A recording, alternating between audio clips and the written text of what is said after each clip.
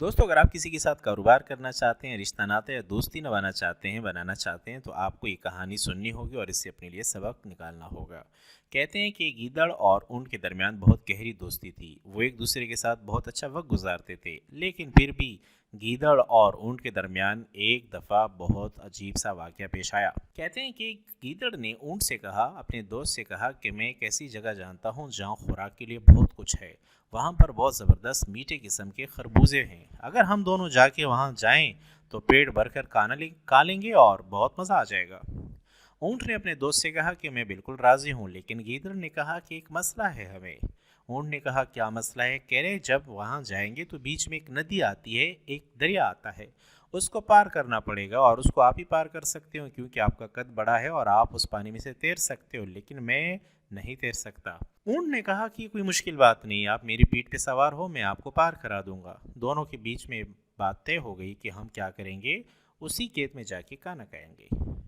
वक्त के मुताबिक ऊंट ने गीदड़ को अपनी पीठ पे सवार किया और नदी पार करा दी। वहां जाने के बाद दोनों ने खूब वहां पर खाना शुरू किया। खाना खाने के दौरान गीदड़ का पेट जल्दी भर गया क्योंकि उसका पेट छोटा होता है, जबकि ऊंट अभी अपने खुराक में मसरूफ था। गीदड़ ने ऊंट से कहा कि मेरा तो पेट भर गया है और जब मेरा पेट भर जाता है तो फिर मुझे आवाज़ें निकालना होती हैं। तो ऊंट ने उसको कहा कि मेरे दोस्त, अगर आप आवाज़ें निकालोगे तो मालिक आ जाएगा, खेत वाला आ जाएगा और हमारी पिटाई हो जाएगी, हम पकड़े जाएंगे। गीदड़ ने कहा कि मेरी मजबूरी है और मैं अपनी आवाज़ों को नहीं रोक सकता, अब मुझे आवाज़ें निकालनी पड़ेंगी। ऊँट ने बड़ी मेहनत समाजत की, लेकिन गीदड़ न माना और गीदड़ ने अपनी आवाज़ निकालना शुरू कर दी। गीदड़ की आवाज़ सुनने के बाद खेत का मालिक आ गया और ऊँट को खूब पीटा। चूंकि गीदड़ तो कद में छोटा था, वो तो आसानी से कहीं छुप गया, लेकिन ऊँट की पिटाई अच्छी खासी हो गई। बहरहाल पिटाई करने के बाद जब ऊँट वहाँ से वापस आने लगा और नदी के किनारे आ गया तो वहाँ से गीदड़ आ गया और उससे कहा कि दोस्त, अब मुझे भी अपने साथ ले चलो।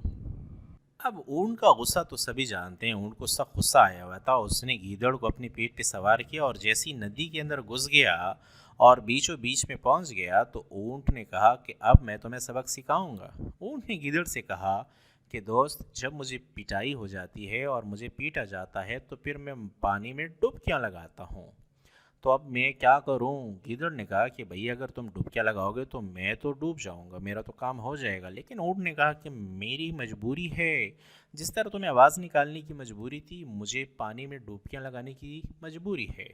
गीदड़ ने बड़ी मेहनत समाजित की, लेकिन ऊँट का गुस्सा ठंडा नहीं हो रहा था और उसने डुबकियां लगाना शुरू कर दी।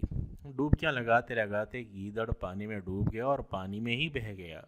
यहाँ से आप ये नतीजा अख़ज़ कर लें कि अगर कोई शख्स आपकी चाहत को नहीं देखता, सिर्फ अपने फ़ायदे को देखता है, अगर सिर्फ अपनी मनमानियाँ करता है और अपने फ़ायदे और अपने मतलब का सोचता है, तो वो दोस्त कभी भी आपके काम नहीं आएगा। ऐसे लोगों से रिश्ता बनाना, दोस्ती करना, कारोबार करना, खुद को उस ऊँट की तरह पिटवाना है जिस तरह गीदड़ ने उसको पिटवाया है।